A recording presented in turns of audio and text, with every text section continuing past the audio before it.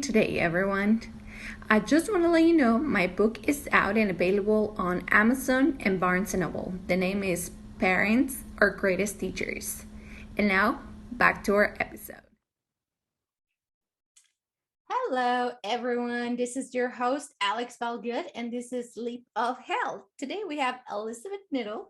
She's a licensed esthetician. She's a healer, self-care expert, and a transformational coach. She's been in our podcast before, so if you haven't listened to that episode, go ahead and give it a listen. But otherwise, she's gonna tell us a little bit about herself.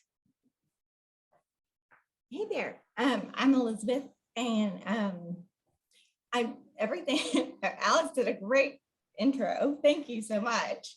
I am, and I really identify more today as a spiritual coach. I have found, everything evolves, and through actually what we're going to be talking about today, through my eating disorder and everything, I really have gotten so connected spiritually that that is the way that my path has been guided. And so I'm so excited to be back, and I just love you and being on this podcast. I'm thrilled to be able to share and to hopefully somebody hears what they need to hear today.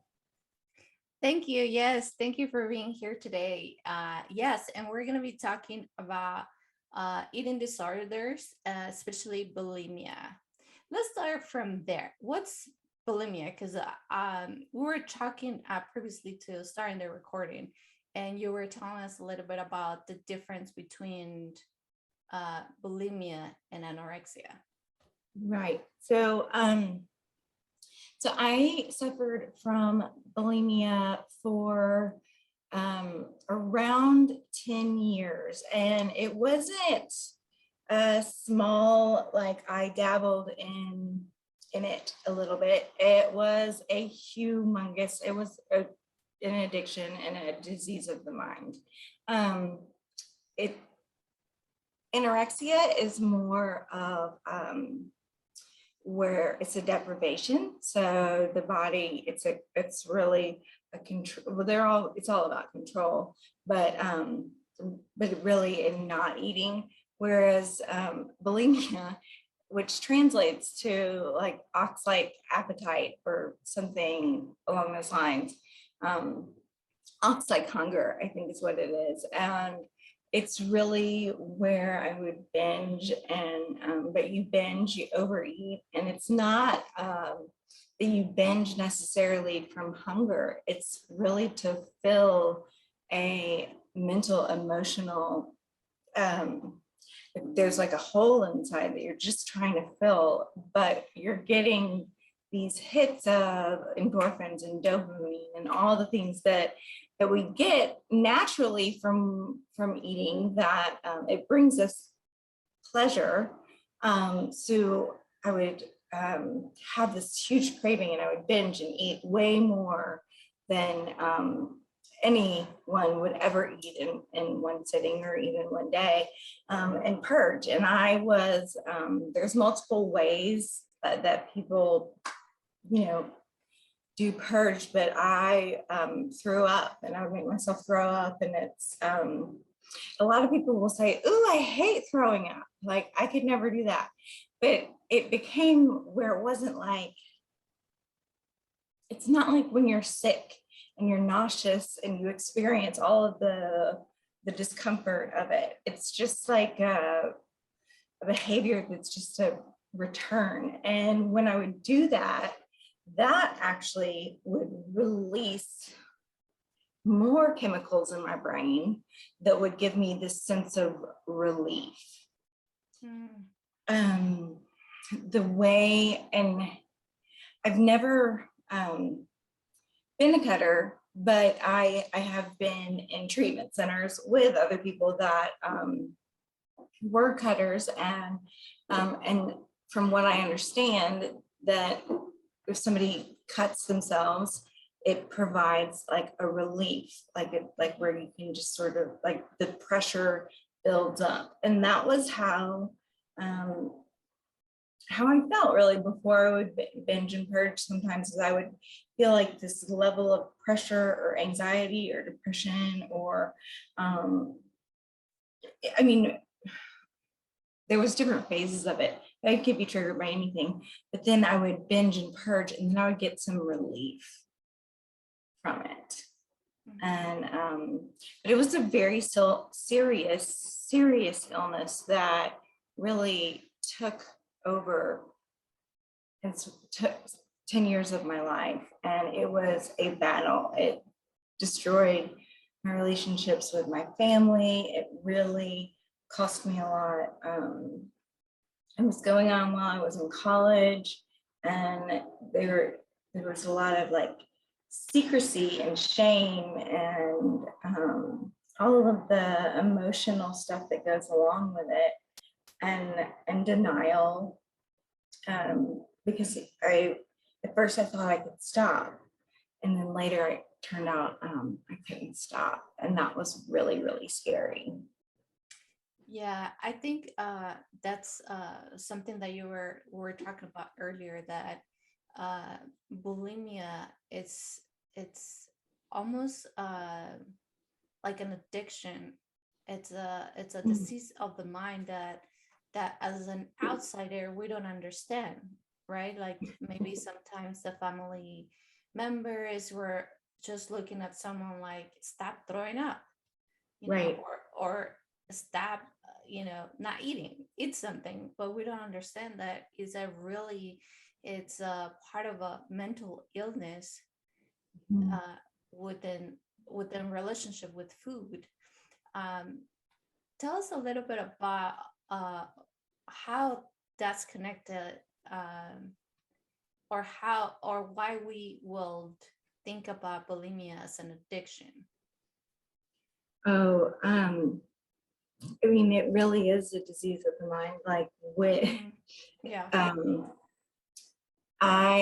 when I I went to 3 treatment centers, and when I went to um, the second one, which I ended up going to twice, um, that we would attend over, well, a 12-step program, and um, and which is where it's treated similarly to any sort of addiction, where it is a disease of the mind, and you lose the ability to control it, to say yes or no, to decide whether you want to do it. Like once that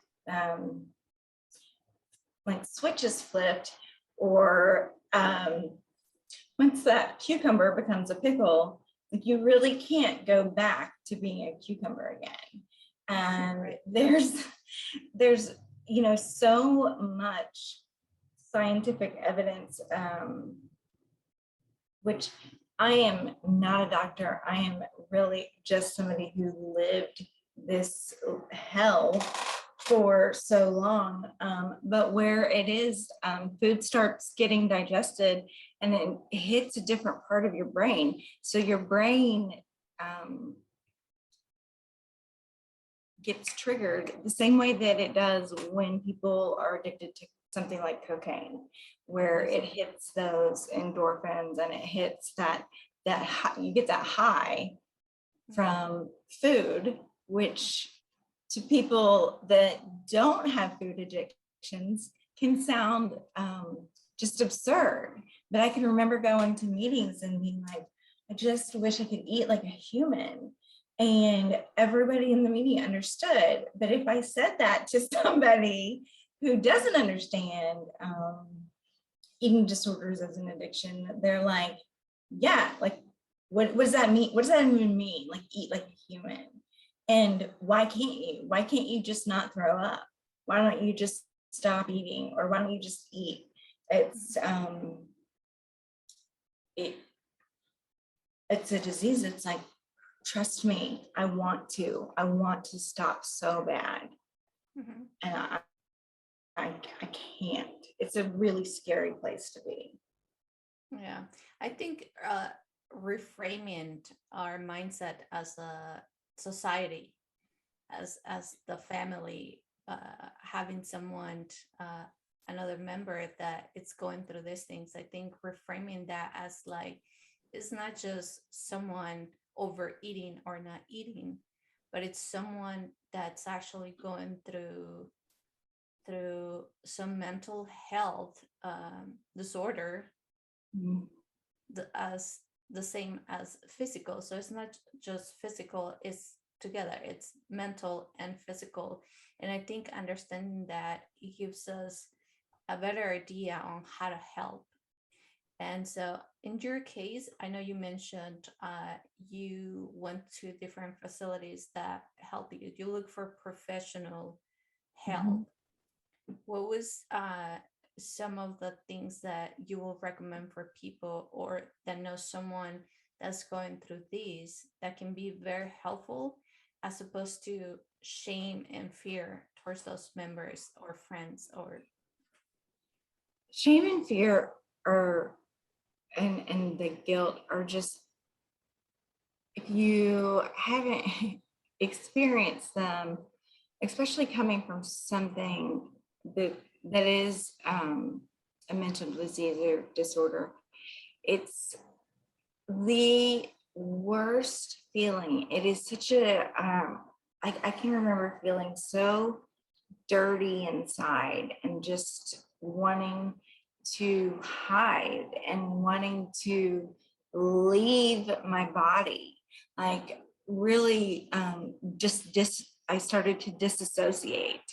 um and it's, I don't know if it's the, putting the cart before the horse or the chicken or the egg or whatever, but I do know that that depression and anxiety and hitched along with, so like those um, are seen often as diseases of the mind and mental disorders and mental health. Like mental health awareness is so important, but it also affects that your emotional state, because I can just, and that feeling of isolation and being so alone, and but then also wanting to be alone because I was filled with so much shame about what I was doing. And honestly, like, there was a period of time when I just wanted everybody to leave me alone so I could just sit there and binge and purge and hope that it would just take me. And if that's not a mental disorder, then I don't know what is. But at the same time, um, being so lonely and afraid and alone, but misunderstood. And there was, I just remember there were several women that came to me who had struggled with bulimia. And those were the first women that really started to make a difference in my life, that I was willing and able to listen to, because they didn't shame me. They understood. And it's just like any addiction or like any scenario. There's an analogy like about the Titanic is, it didn't matter if you were the wealthiest woman in the or man in the big, in the big estate, or if you were the one cleaning the toilets. The ship went down, and when it was over, if you survived, those survivors all had one thing in common, and it didn't matter any outside, anything else. Like, if you were a survivor of that, you had that in common, which nobody else could understand. And I feel like eating disorders are very, very similar. yeah, of course. So as any other mental disease or disorder, would you say that we do need to look for professional help? Yes, I do. I do believe in professional help. And for me, treatment centers really helped me because what it did, it's not necessarily even the behavior that so well, it is behavioral. And I think it's really important to find somewhere or somebody who specializes in your particular area of an eating disorder, because they are so different. Binge eating disorder is very similar to bulimia. So the first treatment center I went to was more geared towards anorectics. And then I did a lot of research on my own, and I found that the second place I went was really geared towards people that were overeaters. And the thing about that place that I loved was that we had to do all of our own grocery shopping, all of our own cooking. We would go out to eat. It taught us how to live, because that's one thing that's that I had mentioned before to you, is that you when you have an eating disorder, your addiction is food. Well, when you're in recovery from alcohol or from a drug, that you don't, you can live without it. You never have to put that into your body again. When you're dealing with food, you have to develop a healthy relationship with it. And that is a total rewiring of your brain. And to me, the behaviors were a great way to start it. And that's one thing that you do in a treatment center. But another thing that was so important was being surrounded by the level of emotional support and people that understood was really unmatched by any other experience that I've ever had. That was encouraging. Nobody ever shot another person down. And if there was a slip or a relapse, or if somebody, acted out in one of their eating disorder behaviors, then they, nobody ever shamed them. You were not in trouble. Like, you didn't, wasn't treated the way that people who wouldn't, might react to it. There was no disappointment in you. It was like, okay, of course, because that's how your brain's been wired. But for me, and I think in all really addiction recovery, it's developing a relationship with a higher power, and being able to hand that, to fill that hole, that big hole inside, with a relationship with a spirit, more of a spiritual relationship. And that releases the control that you have. And so I know, like, Dr. Joe Dispenza does a lot of talks on rewiring your brain. And really, that's what you have to do, is you have to change your brain chemistry. You have to create new pathways, new neurological pathways, so that when things trigger you, you have new systems set up into place where it's, you don't go back to those behaviors that have been like ingrained in you for so long. So that's partially what led me to, the only thing that really helped me recover was having a spiritual experience. Yeah, for sure. I think finding something bigger than you, it always like helps us to actually come through such a harsh moments like this. Do you think a lot of people that experience bulimia or any other eating disorder, uh, it's because maybe they were shamed, or is it the any sort of like bad relationship with food? How do you think? I mean, I'm not saying that's how it starts, but is there something related to why, especially young girls that go through all these experiences, all these eating disorders? Um, a lot of times it's abuse. There's some sort of emotional or sexual abuse that happens. A lot of times that happens um, when they're very young. And for me, I was actually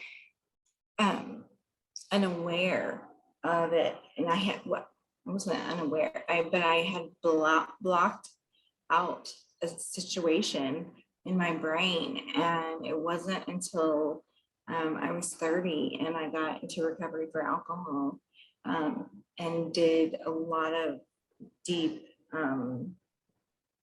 counseling and psychological work, that scenario bubbled up.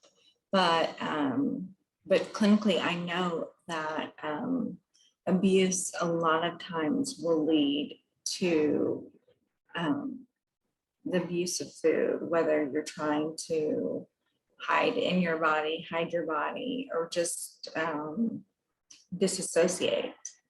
I have a good friend who's a hypnotherapist, and she does a lot of work with women who've been sex trafficked, and most of them have food issues, and they have the habit of disassociating, just leave where whatever's happening to your body, your brain is somewhere else thinking about something else.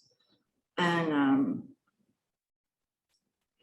I had the ability to do that, and I didn't, and I could just leave. And it took exercise for me. I'm a runner. I've been running for over 22 years now. And when I would run, I would be brought back into my body, and it taught me to be grateful for the body that I have, instead of hating it, instead of wanting to leave it, and and having all those negative emotions attached to it. All of a sudden it switched the perspective in my brain to making me grounded and have to be here in this body, on this plane, on this planet. Yeah. And not just disappear through food, or through just going somewhere else in my head. Yeah, for sure. I know you do a lot of good work with a lot of women. You are a transformational coach, which is amazing. And what are some of the things that you do to help your clients to have a good relationship with food and not see it as like, I don't want to eat, I want to get fat, or this and that, or whatever it is? How do you help them have that good relationship with food? Because I think once we do that, it's like a great way to get out of our heads, pretty much. I feel like it's people's relationship with food is very personal, and I always allow, that sounds like terrible, but I always encourage my clients to develop their own relationship with food. But there's really becoming educated, which I think is really, really important. And we are, as a society, aren't really educated on what is nutritious and what really feeds our body. And all food is made up of fat, carbs, and protein, and not one of those is bad. or better than the other. We need all of them um, to build up our body, for our bodies to work and to run. And of course, there's vitamins and there's fiber and there's all those things. So one thing that I always encourage is for my clients, instead of focusing on taking things away, which I think a lot of like modern diets do, like this is the carb-free diet, or this is this kind, Yes. I really focus on what we're going to put in. And the first thing that I encourage people to put in is love, which is an emotion. But the thing is love and acceptance of yourself and your body right where you are is so important. And I had a coach, a spiritual coach, that used this analogy, and it's the best. I love analogies and metaphors, but if you are trying to lose weight, or you're, unhappy with the way that your body is, or you're trying to gain weight, and you have those negative thought patterns around that body part, if it's your legs, and you're like, oh, my legs are just my thighs, I just can't see, I just can't with them. I hate them. You have all these negative things that you can think, like they're dimply, or they're a bit, or they're too big, they're too small, they're whatever it is.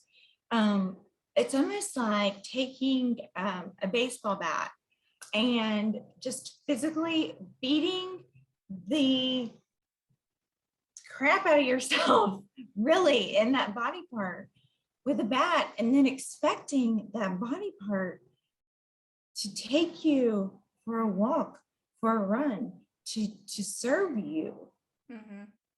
The most important thing you have to do is accept and love yourself right where you are.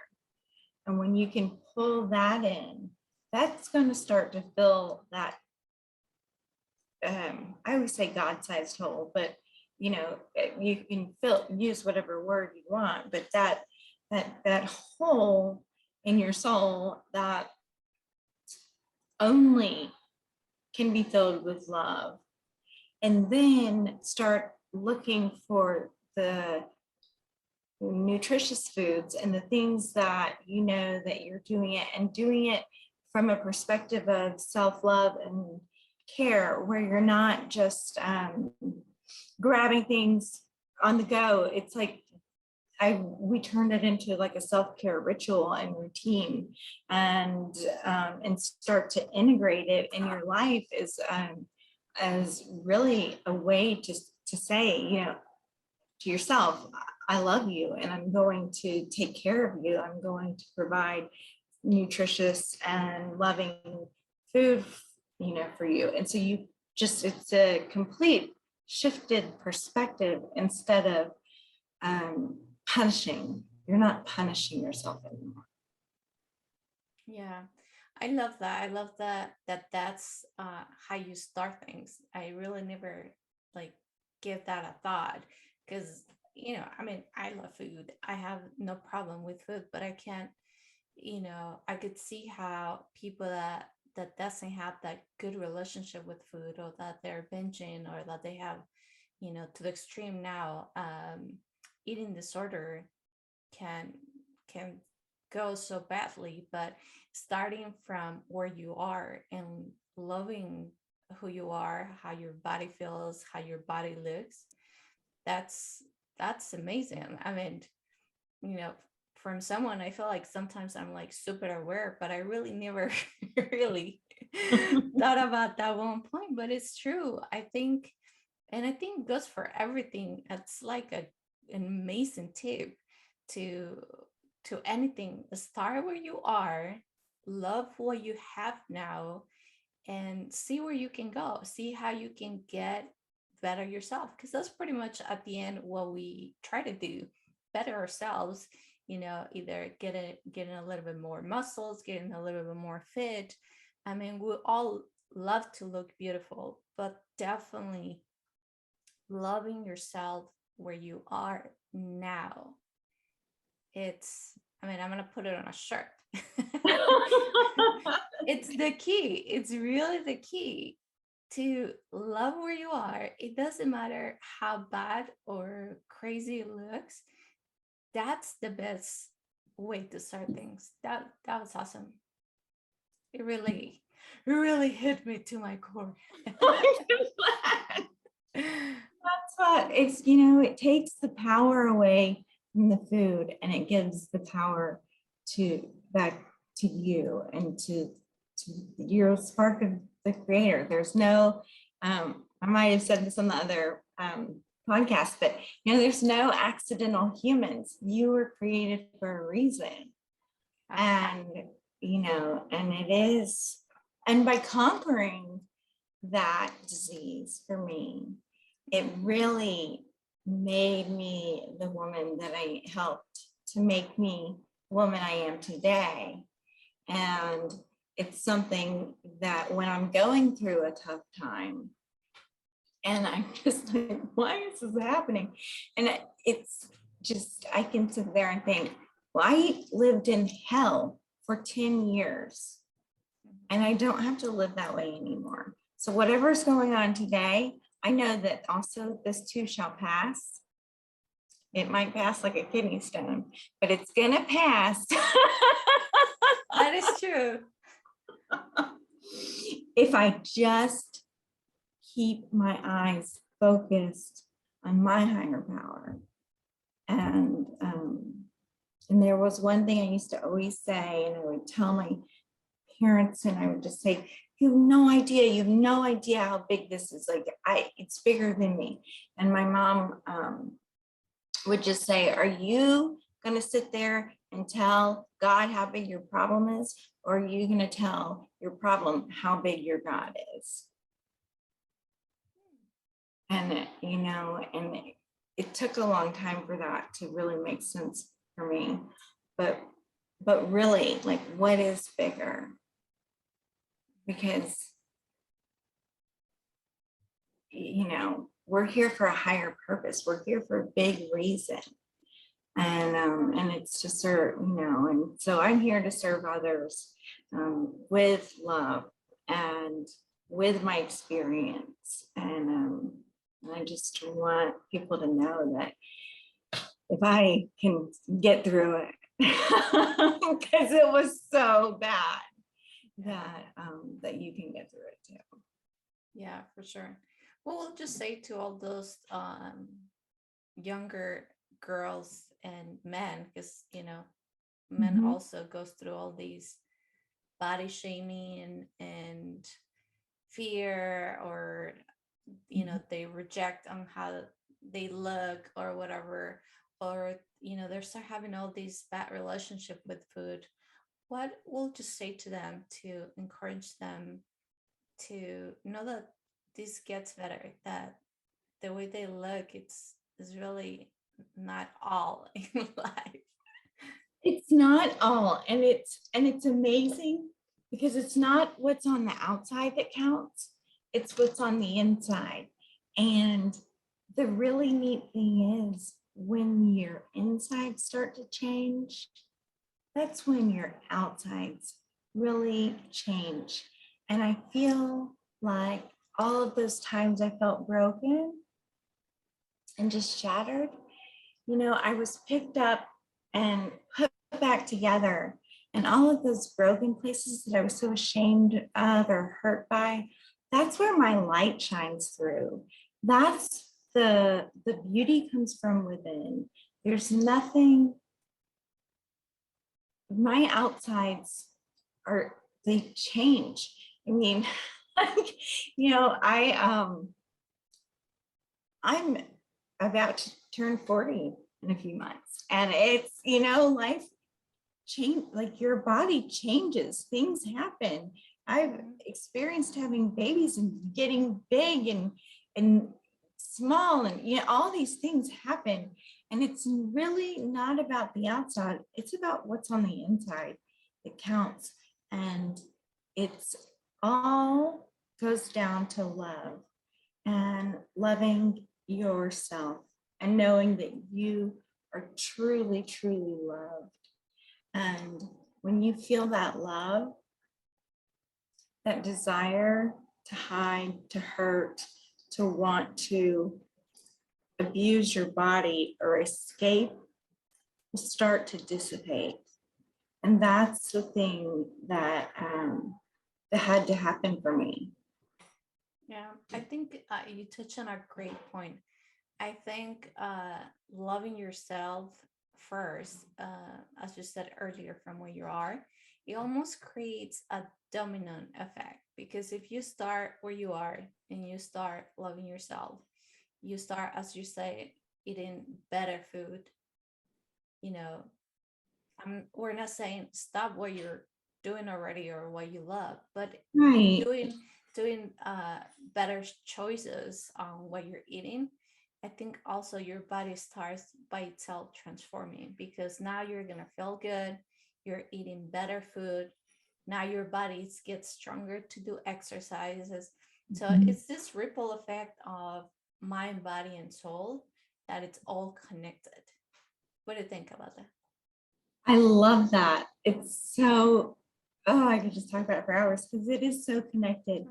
That's one thing about healing is when I started running, when I started to get connected, when I started to eat healthier foods, my body felt better and made me, it's like, I always say, if it's an internal, it's sort of like a trickle effect where it trickles down.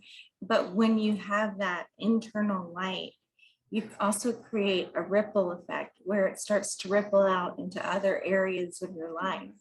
And so you're right, like when you eat better, when you start to heal, then you'll also start to heal other areas of your life. You might start washing your face at night. You might start exercising a little bit more. You might start, putting more care into taking care of yourself. And when you do that, other people notice, then they start to take care of themselves. It's a huge way to really affect other people. When you heal yourself, that's how you start to heal the world. Yeah, I love that. Yeah, for sure. We have to remind ourselves that that ourselves is where everything starts, right? Mhm. But Definitely. Because we yeah, can't control, that's the thing is, um, you can't control anything outside of yourself, right? There's no other nouns. I always say it's the nouns, the people, places, things, ideas. You can't change any of those. But what you can control is yourself and your actions and your reactions and your thoughts and your beliefs. And most of us can't do it alone. And that's why there are therapists, that's why there are coaches, that's why there's treatment centers. And surrounding yourself with people who are loving and understanding and really empower you to become the best version of yourself possible. Um, and that's why I feel like a treatment center was really powerful for me, was it made me want to be better. Whereas the shame that I felt around it, it just made me want to hide and it made me go sink into myself more.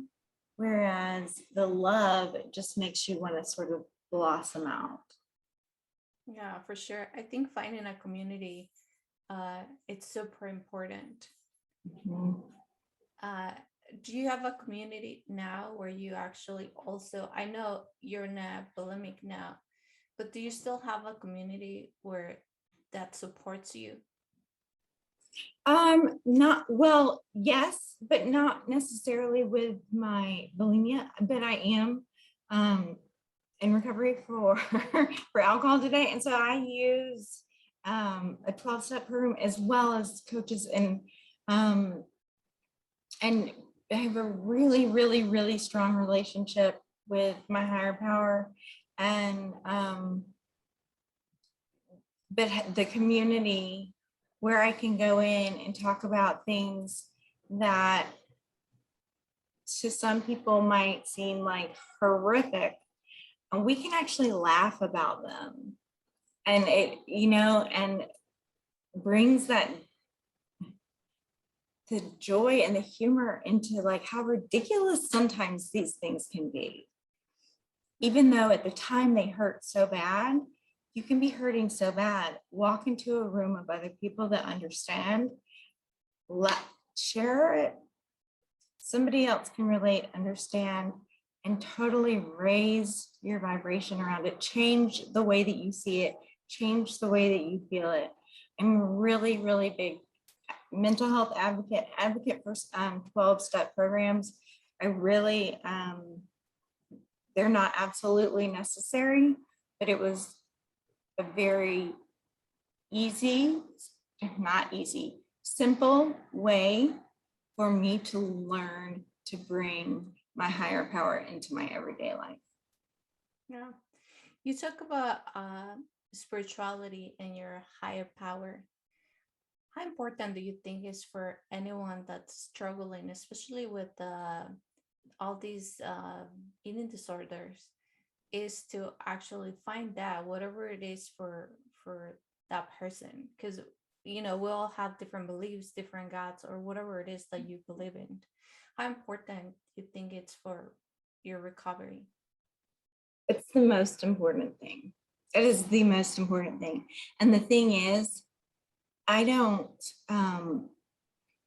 care what you call what your higher power is. I don't care if you're Buddhist, I don't care if you're Hindu, I don't care if you pray to, some people will use the acronym like group of drunks for God, or different things. I don't care what it is. And that's what gave me freedom, it was just a higher power of my own understanding. And that's where I developed a one-on-one personal relationship with God. And really quick, I would love to just tell you like my, what truly, truly, truly relieved me from the addiction was a spiritual experience. And I was in my car and I was about 27, 28, I want to say.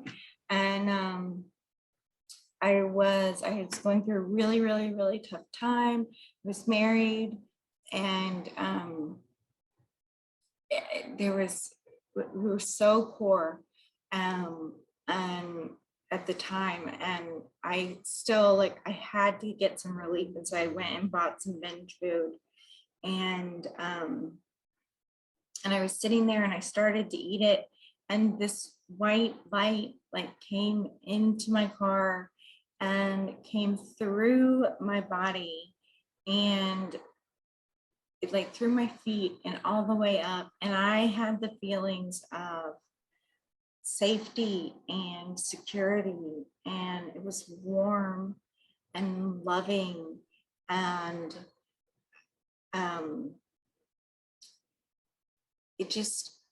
it was like the hug that I could never get, that I always craved, and it filled me from the bottom of my feet to the top of my head. And I audibly heard in this really deep voice, Elizabeth, and I don't talk to myself in third person, Elizabeth, you don't have to live like this anymore. And then I felt like a hug inside, in my heart, and in every area of me. And I was just gifted my power back, and the light left through the sunroof of the car, and I literally was driving, and I was in Atlanta, Georgia, and I was looking around did anybody else see that? Because it was real. It was so incredible. I'd never experienced anything like that before in my life. And the desire to binge and purge completely left me that day. And I was pregnant, and And I was terrified that when I had my son, that desire was going to come back. And so I worked with a nutritionist to come up with a plan. Because I was free. It literally felt like I had been in a straitjacket, trying to come out. And all of a sudden it was like the shackles had fallen and I was totally free and could fly like a bird, and I could eat without guilt, without shame. And I was just released that power, and it had to be a spiritual experience for me. Mm-hmm. Yeah, for sure. I think, and with just about any struggles that people might be going through, I think finding, believing in something bigger than ourselves, it always gives us that hope, that strength to go through those things. Mhm. Yeah. It does. And it just goes to show that we can get through anything. We just have to have faith in something else and know that there is always a solution and that there's always help, and you don't have to do it alone. Yeah, I think that's one of the most important things to remember. We're never alone, even when we think we are. You know, maybe we have a horrible family, and that might not be the community that you're looking for. But then there's always someone. There's always a friend. There's always a teacher. If you're blessed to have your family support, there's always your family. So even when things look not that great for you, there's always a community that just asking for help, they will be there for you. Yeah. And asking for help is I think one of the hardest parts. Mm-hmm. It's like the admission of defeat. But when you do that, it's like you actually win. You open up the door. There was such freedom in walking into like a lockdown treatment facility of going like, oh, thank God I don't have to be in charge anymore. Mm-hmm. Somebody else can just teach me. Yeah, and guide you and help you for sure. But just as long as we all can remember that there's always someone there to help us. And as I said, it doesn't have to be your family, it could be anyone. A lot of times family's too close. Yeah. I often say, family can't fix family. We're too close to it. That's for sure. Well, this has been great. Thank you for all, for sharing. I know some of these, might bring back all these memories, but we do appreciate that you share with us and share with us like some tips and all that. So we do thank you for being here today. I know you are an amazing esthetician, and I know you do energy work and all that. If anyone wants to reach out to you and find you, where can they find you? My website is pureloveandbeauty.com. And if you go to the life coaching page, I'm really doing more coaching than I am aesthetics these days. And I love that. And I'm also on, I have a beautiful group for women on Facebook, the Inspired and Abundant Feminine Collective, and then also on Instagram at run.love.restore. So I'll give you all of those. Yes, I will put all that on the show notes. And if you guys need to have more information about my podcast, you can find me on Facebook, Instagram, YouTube. You can also grab a copy of my book. Don't forget, it's Parents Are Greatest Teachers. You can find it on Amazon and on Barnes & Noble. Thank you, everyone, for listening today, and have a blessed day. Thank you, Elizabeth. Thank you, Alex.